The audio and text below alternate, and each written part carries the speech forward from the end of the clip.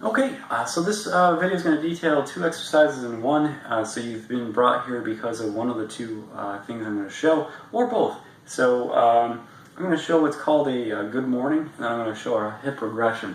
This is going to help with a few things. It's going to help with stability, and it's also going to help develop good motion patterns and provide great mobility for multiple muscle groups, particularly the posterior chain, but it's also helping with some feedback to the anterior hip as well. So let's hop into it. So what works best for this is to use a cue. PVC pipe works great, but you can use a broomstick, stick, a 2x4, whatever have you. Something about 3 to 4 feet long that you can gently put onto the back of your body as a cue. So initially with this, you want to use something that can allow you to feel your limitations with this. So back of the head, between the shoulder blades, and right at the base of the spine, you want all 3 points to touch the entire time you're performing this.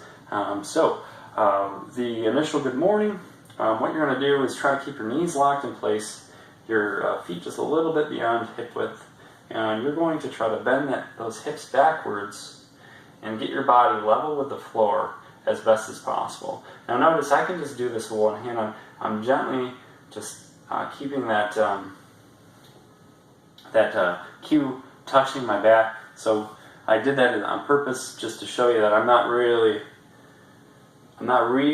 forcing it down, and I'm just using that as a cue for me to work around. Now what you're going to do is you initially start this is you're going to find that you may create a bend through here, or so what some people do is they'll bend through that middle part, or bend through that top. So you don't want this pipe to leave either of those 2 bottom areas in particular.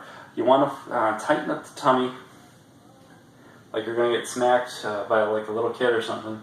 And as you do that, you want to translate the hips backwards and focus on them, almost like rotating inwards as you do this. So I'm allowing all 3 points to continue to touch until I hit that point. Now, when you hit that end point, you're really going to know, because you're going to feel an incredible stretch on the entire back line of legs, potentially all the way up to your glutes. Now, as I come up, what I'm doing is I'm popping, engaging my hips, engaging my hamstrings.